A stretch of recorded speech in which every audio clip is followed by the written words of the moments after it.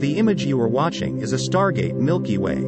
There is a huge gate of stars in the sky, and you pass through it twice a day. The Stargate is actually our Milky Way galaxy, and it is the spin of the Earth that appears to propel you through it. More typically, the central band of our Milky Way appears as a faint band stretching across the sky, only visible in a way from bright city lights. In a long-exposure wide-angle image from a dark location like this, though, the Milky Way's central plane is easily visible.